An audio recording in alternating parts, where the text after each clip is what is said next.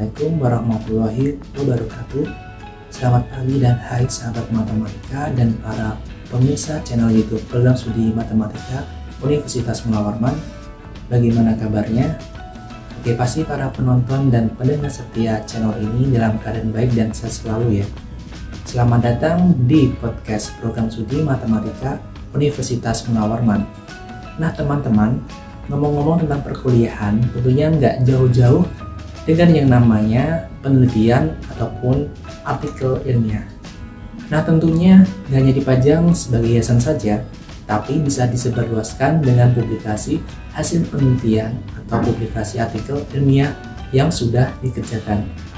Bersama saya Sri Wigantono pada podcast kali ini dengan tema publikasi hasil penelitian, mari kita cek pendapat mahasiswa terkait hal tersebut pada tayangan berikut ini. Sebelumnya saya ingin berkenalan dengan Dek siapa ini?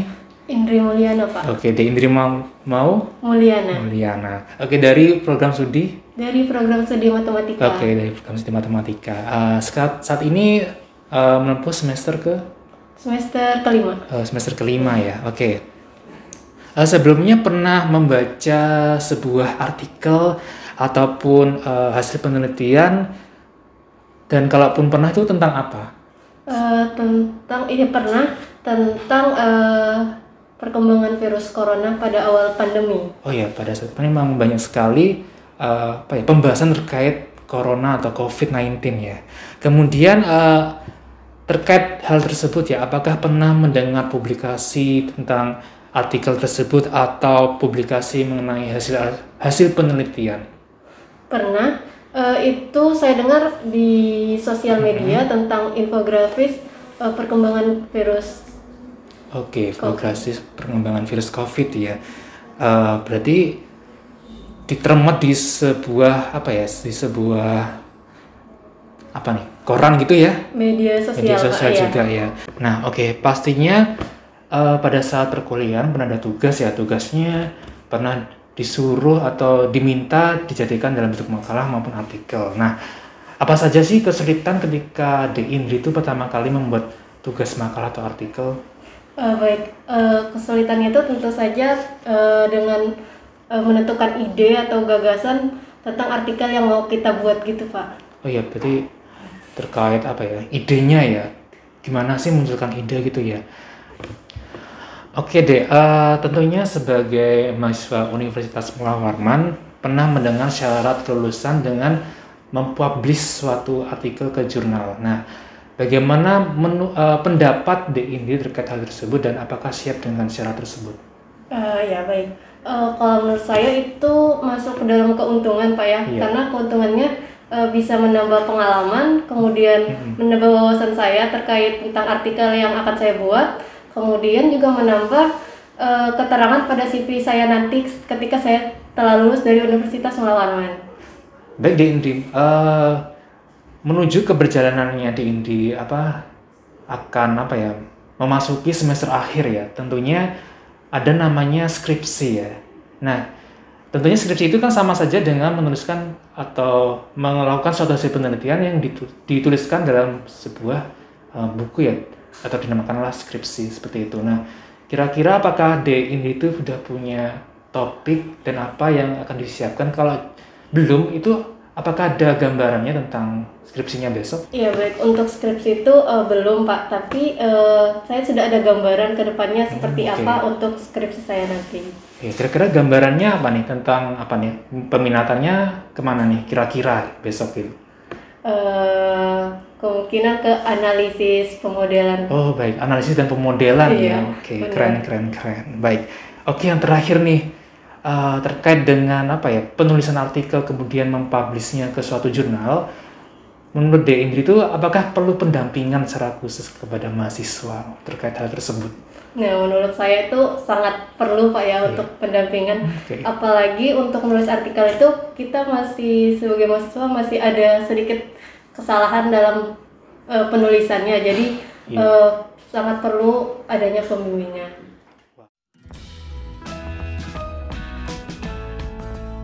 Nah, jadi pada podcast hari ini kita kedatangan narasumber yang berpengalaman terkait publikasi hasil penelitian, yaitu dengan Bapak Dr. Fatur Rahman, MSI. Selamat siang Pak Fatur. Ya, selamat siang Pak Gagan. Selamat datang di podcast Program Studi Matematika Universitas Munawarman. Baik Pak Fatur, apa kabar Pak Fatur? Alhamdulillah sehat. Sehat ya, baik. Pak. Baik. Baik Pak Fatur, untuk menambah ketertarikan dan tema hasil publikasi atau publikasi hasil penelitian, mungkin saya ingin memperkenalkan Pak Fatur kepada para penonton channel YouTube Program Studi Matematika ya. Bapak Fatur sendiri itu S1-nya dari Universitas Gadjah Mada ya Pak ya? Iya betul. Terus S2-nya melanjutkan di Institut Teknologi 10 November Surabaya.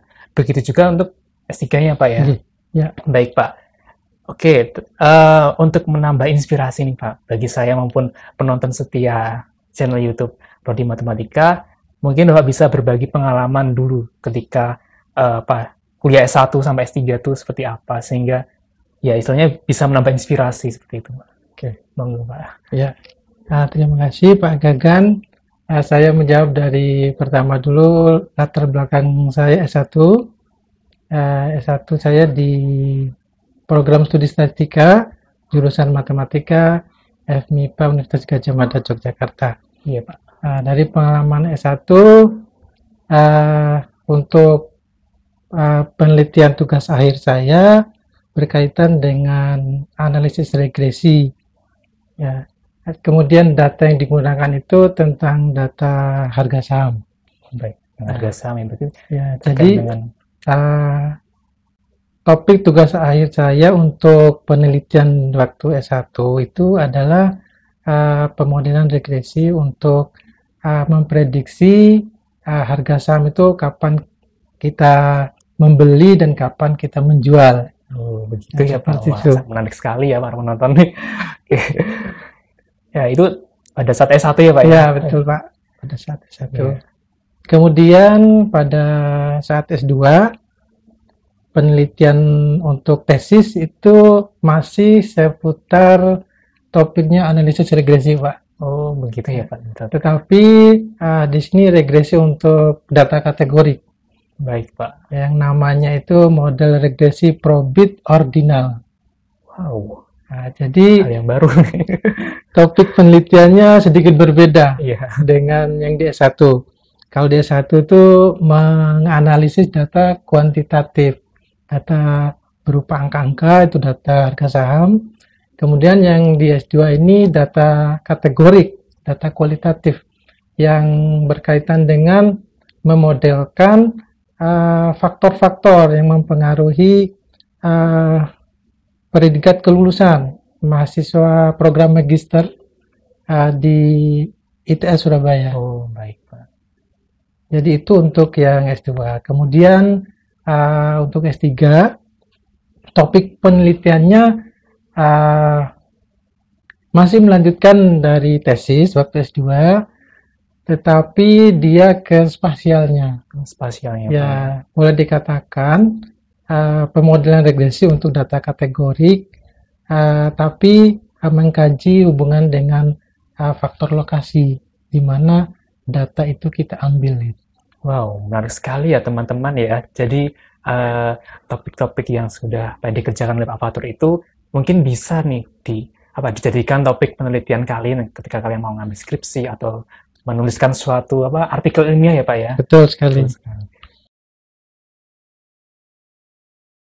Tapi untuk mahasiswa baru nih atau yang awal-awal baru masuk nih, tentunya ingin tahu apa itu pengertian dari hasil penelitian atau suatu artikel yang dipublikasikan. Itu seperti apa Pak?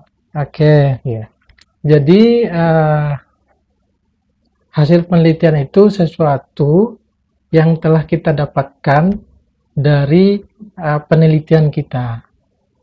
Jadi waktu kita melakukan penelitian itu kan ada tahapan-tahapannya. Iya Pak. Yang salah satunya itu di tahap mulai dari kajian teori. Biasanya kita awali kajian teori, setelah latar belakang ya pendahuluan itu kan kita mengkaji teorinya atau landasan teori yang kita gunakan untuk penelitian kita. Nah, setelah itu biasanya kita lanjutkan dengan metode penelitian yang berisi langkah-langkah yang kita lakukan untuk analisis datanya, terutama berkaitan dengan kajian terapannya. Ya, kajian terapan dari penelitian kita itu akan kita lakukan yang berkaitan dengan hasil penelitian, hasil utama ya, yang kita output dari penelitian kita itu ya. Baik, Pak. Dari kajian terapan itu sebenarnya yang menarik gitu. Jadi hasil penelitian itu adalah sesuatu yang kita peroleh setelah kita melalui tahapan-tahapan yang saya jelaskan tadi gitu. Kemudian artikel ilmiah. Nah, artikel ilmiah ini adalah kita harus menulis suatu tulisan yang merupakan ringkasan ya, atau kita meringkas dari hasil penelitian kita. Biasanya hasil penelitian itu kan kita laporkan, misalkan di level S1 dituangkan dalam skripsi atau tugas akhir, dalam buku skripsinya. Nah, berkaitan dengan artikel ilmiah ini, buku skripsi tadi kita buat tulisan yang lebih singkat. Misalkan halamannya 10, tergantung jurnal yang kita tuju. Biasanya jurnal yang kita tuju untuk mempublikasikan artikel ilmiah kita ada di petunjuk penulisan. Untuk penulis itu diberikan oleh jurnal itu minimum halamannya, maksimum halamannya juga terkadang ada. Jadi artikel ilmiah itu adalah ringkasan dari hasil penelitian tadi, dibuat seringkas mungkin, singkat, tepat, dan jelas gitu. Sehingga pembaca itu lebih cepat memahaminya dan tidak perlu membaca sebanyaknya di buku skripsi tadi gitu. Baik, Pak. Jadi seperti itu kurang lebih ya, Pak Dakan ya. Iya. Baik, Pak. Oke, itu terkait dengan artikel ilmiah. Nah, tentunya kita perlu nih wadahnya nih ya. Bagaimana artikel ilmiah itu dapat dilihat oleh masyarakat ya. Nah, berarti kan terkait dengan jurnal. Nah, ini jurnal itu sering terdengar di mana-mana. Mungkin ada mahasiswa yang belum tahu tuh jurnal itu apa. Nah, mungkin Pak Fatur bisa sekaligus menjelaskan jurnal itu apa gitu. Oke, baik Pak Wigan. Ini pertanyaan yang menarik ini. Jadi beda istilah artikel dengan jurnal. Ya, jurnal itu adalah seperti majalah ilmiah. Iya, Pak. Tempat artikel itu dirangkum menjadi satu majalah gitu ya. Nah, itu jurnal. Jadi jurnal itu kumpulan dari beberapa artikel yang dijadikan dalam suatu majalah gitu. Biasanya jurnal itu ada volumenya, ada edisinya. Jadi itu perbedaannya gitu. Nah, perbedaan tentang artikel dengan jurnal. Yang menarik itu gini, kebanyakan di luar sana orang menyebut artikel itu jurnal. Nah, ini yang harus diluruskan gitu. Pak. Jadi artikel itu ya artikelnya gitu. Iya. Jurnal itu majalahnya itu. Ya kumpulan dari artikel yang dirangkum menjadi satu dalam majalah ilmiah gitu. Jadi kurang lebih seperti itu Pak Gagan. Baik Pak Fatur, terima kasih. Nah, kemudian juga sering terdengar informasi terkait seminar internasional ataupun konferensi. Kemudian artikelnya itu seperti dipresentasikan ya. Dan papernya bisa dijadikan proceeding. Nah, terkait dengan proceeding, terus juga ada yang harus memilih yang terindeks Scopus ya. Nah terkait hal itu proceeding itu menurut Pak Fatur itu definisinya itu apa dan mengapa harus memilih yang terindeks Scopus? Oke, pertanyaan yang luar biasa yang sangat menarik juga tentang seputar publikasi ini. Jadi proceeding itu adalah kumpulan seperti majalah, jurnal tadi sebenarnya. Iya, cuman bedanya kalau proceeding itu adalah kumpulan dari artikel yang dipresentasikan di suatu seminar. Misalkan seminar nasional atau seminar internasional. Jadi kumpulan artikel yang dirangkum dalam suatu buku ya, yang namanya proceeding. Jadi proceeding itu bentuknya seperti buku gitu. Kumpulan dari artikel, pemakalah-pemakalah yang menyampaikan artikelnya di seminar itu, seminar nasional atau internasional. Itu definisi dari proceeding. Ya, okay. Kemudian yang tadi, kenapa kok dipilih yang terindeks Scopus? Jadi kenapa memilih itu? Kita harus pahami dulu itu Scopus itu apa gitu ya. Jadi Scopus itu adalah suatu lembaga pengindeks ya internasional. Iya. Di bawah Elsevier kalau tidak salah. Baik, Pak. Itu adalah suatu lembaga pengindeks jurnal-jurnal ataupun proceeding yang bereputasi internasional. Selain dari, ada juga lembaga pengindeks yang lain yang namanya Web of Science atau disingkat itu WOS gitu. Oh, gitu ya. Gitu Pak. Nah, baik, itu terkait dengan proceeding. Nah, kemudian kita tadi sudah berbicara tentang publikasi, artikel, dan lain sebagainya. Nah, jadi menurut Bapak, mengapa sih publikasi suatu hasil penelitian atau publikasi dari artikel ilmiah pada suatu jurnal itu penting gitu, Pak? Oke. Kenapa kita itu kok semangat gitu ya untuk mempublikasikan gitu artikel kita? Ya, banyak sekali keuntungan yang kita dapat. Yang pertama, kita menyebarkan ilmu, keahlian kita gitu, bidang keahlian kita, terutama yang berkaitan dengan topik penelitian itu gitu.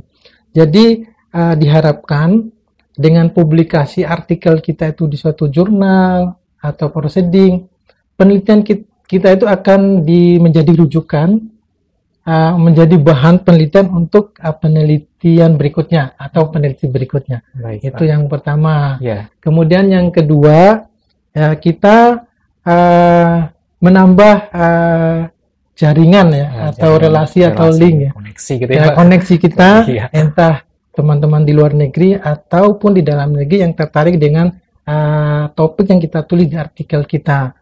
Nah, banyak sekali manfaatnya yang positif ya, kita itu mempublikasikan artikel ilmiah dari hasil penelitian kita. Jadi itu sementara. Baik Pak. Jadi teman-teman itulah betapa pentingnya kita mempublikasikan suatu hasil penelitian atau mempublikasikan artikel ilmiah pada suatu jurnal atau maupun kita menyeminarkan artikel yang kita sudah kerjakan ya. Baik Pak. Jadi tentunya dalam membuat suatu artikel ilmiah tentunya kita membutuhkan ide ya Pak ya. Betul, nah, Pak. Mungkin bagi mahasiswa penonton channel ini kebingungan mendapatkan ide atau gagasan untuk menuliskan suatu artikel ilmiah. Nah, menurut Bapak sendiri bagaimana cara untuk menemukan ide-ide tersebut supaya muncul di dalam pikiran kita, Pak? Oke. Ya, menarik sekali ini pertanyaannya dari Pak Gagan ya. Bagaimana kita mendapatkan ide gitu? Sebenarnya mudah saja. Seperti adik-adik mahasiswa S1. Nah, biasanya nanti pengalaman saya pribadi ada mata kuliah tertentu yang kita suka gitu, yang kita jatuh cinta pada mata kuliah itu. Nah, misalkan pengalaman saya pribadi itu, saya suka dengan mata kuliah analisis regresi. Nah, dari mata kuliah itu, saya mendapatkan ide, bisa tidak ya, mata kuliah ini sebagai pendukung penelitian untuk tugas akhir saya gitu. Nah, jadi itu salah satu idenya itu dari mata kuliah. Hanya kita mencari nanti penelitian sebelumnya yang berkaitan dengan analisis regresi untuk topik tugas akhir kita misalkan. Itu salah satunya. Kemudian yang lain kita membaca-baca penelitian orang sebelumnya terkait dengan mungkin ada topik yang membuat kita menarik misalkan tentang data science gitu atau machine learning. Ya pasti kita akan membaca buku-bukunya, artikel-artikelnya. Nah, dari situ nanti akan muncul ide-ide yang bisa kita jadikan topik penelitian kita. Baik, Pak. Oke, baik Pak, terima kasih. Nah, terkait dengan publikasi hasil penelitian atau publikasi artikel ilmiah, tentunya di kampus kita di Universitas Mula Warman ada syarat bagi mahasiswa, terutama untuk yudisium ya, yaitu wajib untuk mempublikasikan hasil penelitian ya. Nah, selain dari kewajiban tersebut, tadi kan Bapak sudah menyebutkan benefitnya ya. Nah, benefitnya bagi mahasiswa sendiri itu lebih utama itu seperti apa benefitnya? Oke. Jadi manfaatnya yang luar bantu mahasiswa itu, dia yang pertama akan paham bagaimana melakukan suatu penelitian Iya. yang baik. Prosedur penelitian itu bagaimana, itu yang pertama. Kemudian yang kedua, dia akan mendapatkan pengalaman bagaimana menulis, menulis atau mempublikasikan hasil penelitian dalam bentuk artikel ilmiah maupun tulisan-tulisan yang lain dari hasil penelitian itu. Kan bisa juga misalnya dibuat dalam bentuk buku. Jadi nggak mesti artikel ilmiah saja. Tidak masih Iya, artikel ya. Jadi iya betul. buku gitu ya, Pak. Buku Buku bisa, bisa. bahkan chapter book. Oh, Jadi kita bisa membuat dari hasil penelitian kita, namanya chapter book tuh kayak berbab lah. Misalnya Iya. kita menulis bersama dengan orang lain ini, Iya.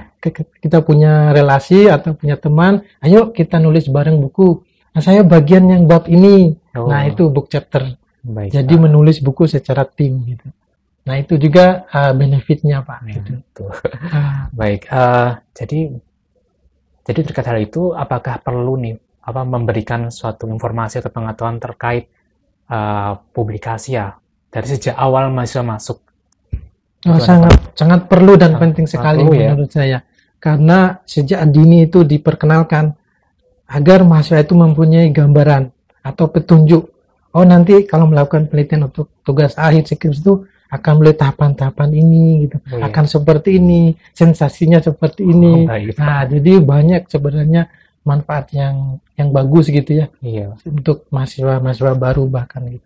Jadi juga memberi keuntungan juga, maksudnya dari awal udah tahu sehingga ketika ada misalkan syarat kelulusan tuh jadi tidak keteteran gitu ya, Iya, Pak ya. betul sekali, Pak. Jadi lebih siap di awal gitu itu Iya. membuat suatu artikel yang akan dipublikasikan ya. Betul.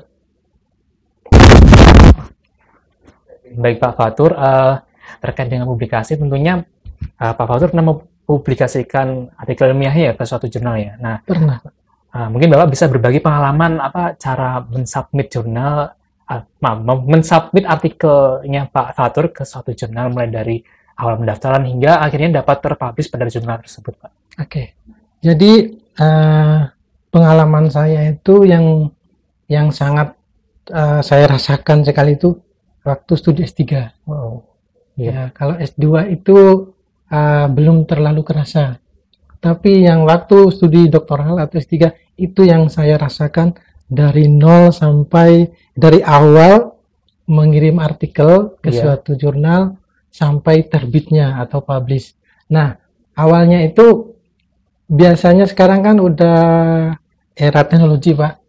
Iya. Jadi sekarang itu kita harus setelah kita membuat artikel nih, jadi dianggap aja artikel sudah jadi dengan catatan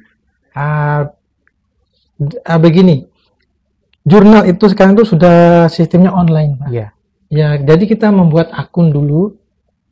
Awalnya kita mencari-cari jurnal dulu. Iya. Nah, intinya dari sini kita harus melihat ruang lingkup dari jurnal tersebut. Iya. Jangan sampai kita salah memilih suatu jurnal. Jadi harus sesuai fokus sama Betul. skopnya Iya, itu ya, Pak. jadi di jurnal-jurnal itu udah jelas di websitenya mereka, Iya. udah ditulis apa aim and scope-nya Iya. gitu. Nah, kalau kita matematika atau statistika pasti sudah ada di dalamnya ruang lingkup jurnal itu, kita pastikan melihat ada tulisan matematikanya atau Baik, saya Pak. statistikanya. Iya. Bahkan walaupun ada juga yang rumpun gitu, misalnya ilmu pengetahuan alam atau sains gitu, Iya. bisa juga. Bisa juga ya. Kemudian berikutnya lagi kita buat akun, Iya. ya buat Iya. akun dari jurnal tersebut karena wajib online gitu Iya, Pak. sekarang itu. Lalu kita mendownload template. Ya, template. Ya, biasanya dalam jurnal itu Iya. disediakan suatu template. Nah, kita harus mengikuti template itu. Jangan kita tidak ikuti gitu. Ya, kalau sedikit-sedikit kurang sesuai ya nggak apa-apa. Iya. Ya, asal jangan banyak gitu. Nah, itu ada template sudah sangat-sangat mudah sebenarnya. Iya. Jadi jangan menganggap sesuatu yang sulit gitu. Baik. Sangat mudah sekali gitu, Pak. Kemudian setelah itu nanti kita membuat artikel suatu template sudah semua, dan ini yang perlu juga kita mendeteksi plagiat plagiarisme pakai Baik. software Turnitin misalkan. Itu juga perlu sebelum kita mengirim jurnal. Jadi jangan langsung dikirim jurnal itu. Harus dicek dulu plagiatnya, itu yang penting nomor satu. Kemudian yang kedua, karena saya mengirim artikel berbahasa Inggris, nah yang kedua itu Grammarly-nya. Grammar juga ya. Ya, kalau perlu ya kita bisa proofreading namanya. Iya. Kita menyesuaikan tata bahasa Inggrisnya yang baik dan benar gitu. Bisa kita menggunakan jasa, bisa juga kita menggunakan software yang namanya software Grammarly yang bisa kita beli. Baik, Pak. Nah, itu. Setelah semuanya sudah dipastikan, biasanya cek plagiarisme itu ada standarnya. Kalau pakai Turnitin itu maksimum 25 yang ditoleransi kesamaannya, similarity-nya. Kalau lebih dari itu biasanya dikembalikan oleh pihak jurnal. Disuruh kurangin gitu. Kalau lebih dari 25. Ada juga yang langsung menolak. Nah, itu Jadi dia. langsung di-reject artikel Langsung di-reject. kita.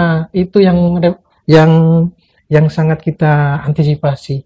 Biasanya jurnal saya itu jurnal-jurnal yang udah high level, misalnya Q1, Q2 gitu. Yang kan di Skobu itu kan ada kuartil ya Pak ya. Iya, kuartil. Ya, Q1 yang paling bagus, Iya. kemudian Q2, Q3 dan yang paling bawah Q4 gitu. Nah, jadi seperti itu mengirim jurnal nanti kalau kita ada proses reviewnya.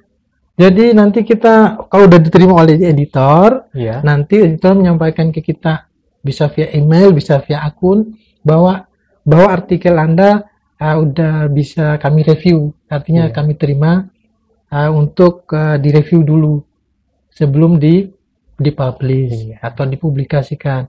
Nah, proses review kita ikuti. Setelah semuanya dari reviewernya sudah oke, ya nanti akhirnya di pihak editornya atau jurnalnya menginformasikan ke kita lewat via email misalnya atau akun itu bahwa artikel kita akan dipublikasikan di volume ini, edisi ini. Oh. Nah, tapi nanti ada juga kita membayar dulu. Bahaya, ya. Kalau ada jurnalnya berbayar, biasanya kita berbayar dulu, bayar dulu gitu. Ada juga yang gratis. Nah, Ya, yang gratis ada juga. Jadi jangan khawatir, kita jurnal-jurnal yang bereputasi internasional tuh nggak mesti berbayar. Ada yang gratis. Cuman dia akan lebih lama biasanya dari yang berbayar. Tapi kembali ke kita. Kalau kita mau yang gratis ya ada apa namanya kekurangannya, ada kelebihannya. Jadi sementara itu Pak. oh baik Pak Fatur. Baik Pak Fatur.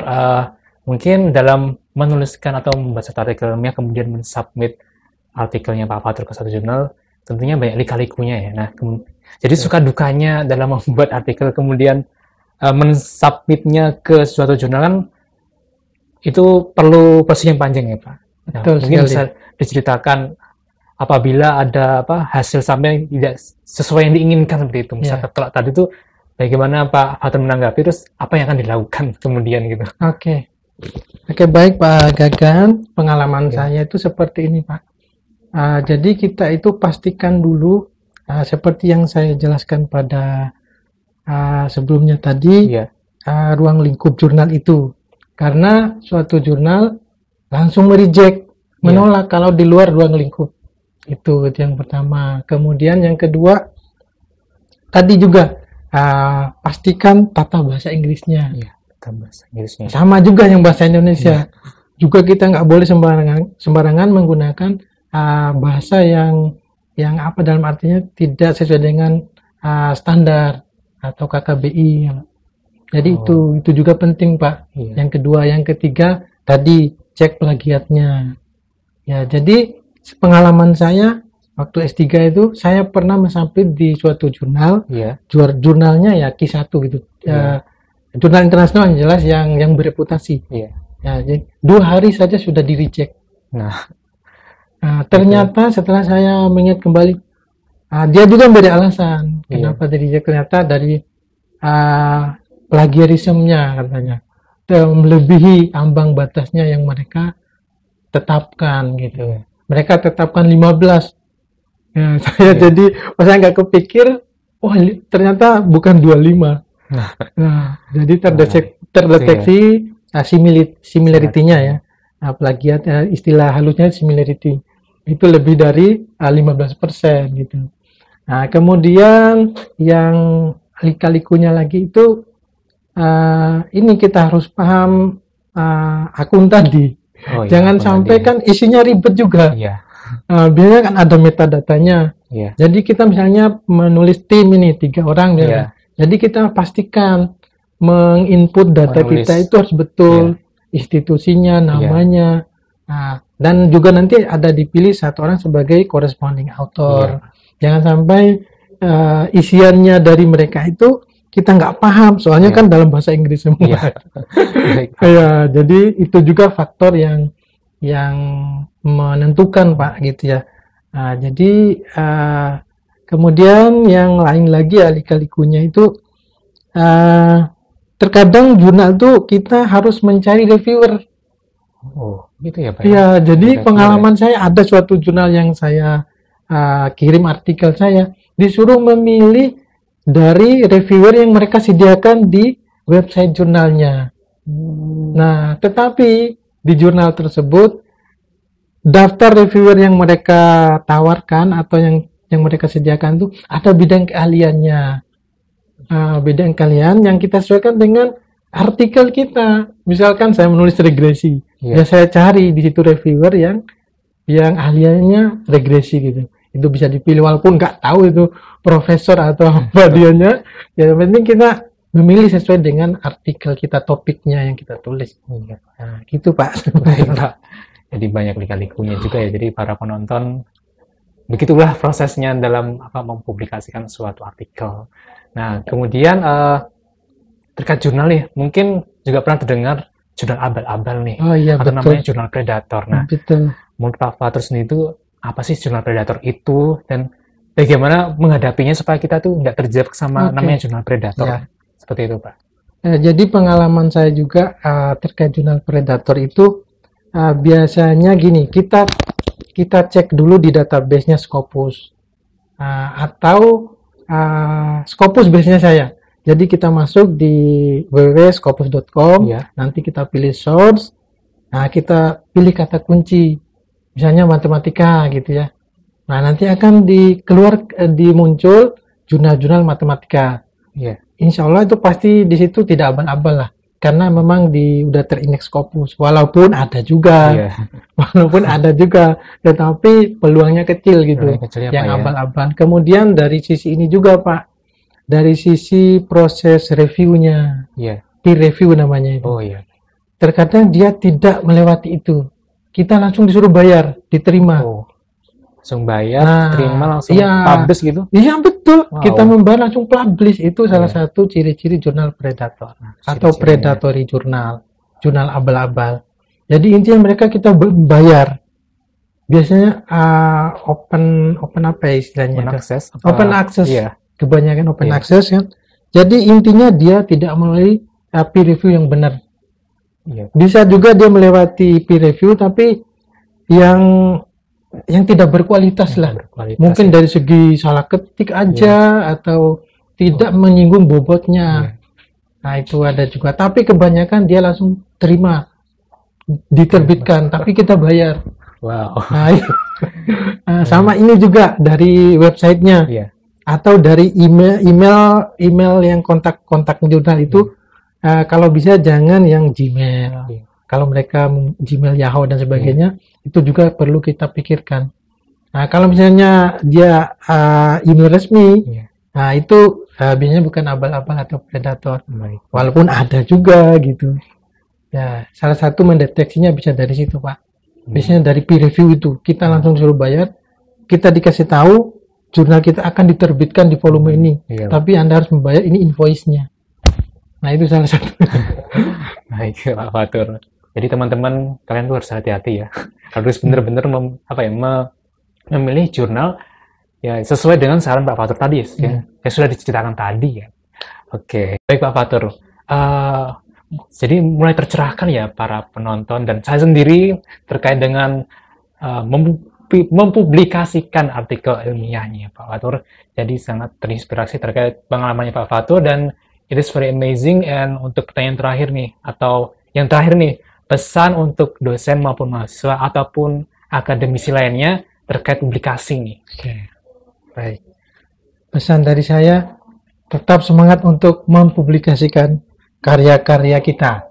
Wow, Ya, baik Pak. semakin banyak karya kita, penelitian kita publikasikan, semakin kita dikenal orang. Dan juga kita menyebarkan luas ilmu yang kita miliki. Jika dimanfaatkan oleh orang itu, peneliti berikutnya yang banyak mensitasi. Jadi ukurannya itu semakin banyak orang mensitasi, merujuk, dijadikan daftar pustaka di dalam artikel mereka atau laporan-laporan penelitian mereka, berarti penelitian kita atau hasil penelitian kita yang dituangkan dalam artikel itu yang disitasi orang itu sangat berkualitas, sangat bagus, sehingga menjadi rujukan bagi mereka. Itu yang membuat saya itu semakin bersemangat terus mempublikasikan karya ilmiah di jurnal maupun proceeding. Tapi bagusnya yang jurnal, karena bagi dosen pun mempunyai poin yang tinggi, poin yang tinggi, dan juga memang di jurnal itu di situ menunjukkan tempat publikasi yang bagus gitu ya, bagus untuk kita publikasikan hasil penelitian kita, dan juga boleh katakan yang levelnya tinggi. Kita mempublikasikan suatu artikel kita itu di jurnal, khususnya jurnal yang berreputasi internasional, yang terindeks Scopus ataupun Web of Science, dan juga jika yang nasional ya, yang terakreditasi SINTA, Kementerian Pendidikan, Kebudayaan, Riset dan Teknologi. Nah, itu yang jurnal terakreditasi nasional.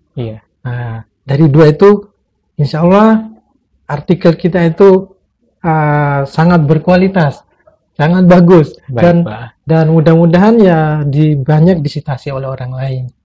Nah, di situ sebenarnya Pak ya. Nah, indikatornya artikel kita itu, tulisan kita itu bagus jika banyak orang yang mencitasinya. Nah, jadi itu. Oke, teman-teman tetap semangat ya dalam membuat suatu artikel ilmiah, kemudian juga harus semangat untuk dalam proses mensubmit artikel kalian ke suatu jurnal. Baik Bapak, terima kasih Bapak telah datang ke sini pada podcast Program Studi Matematika sebagai narasumber kami. I'm happy for the first time I can invite Bapak Fatur ke sini. Dan untuk para penonton channel Program Studi Matematika, dan semoga Bapak Fatur selalu sehat selalu, jaga imun dan juga kesehatan. Insyaallah. Oke, selalu ya Pak ya. Dan juga tentunya para penonton juga selalu sehat dan bahagia selalu. Dan tentunya para penonton, terakhir saya Sriwigantono bersama Bapak Fatur Rahman. Terima kasih. Mohon undur diri. Wassalamualaikum warahmatullahi wabarakatuh.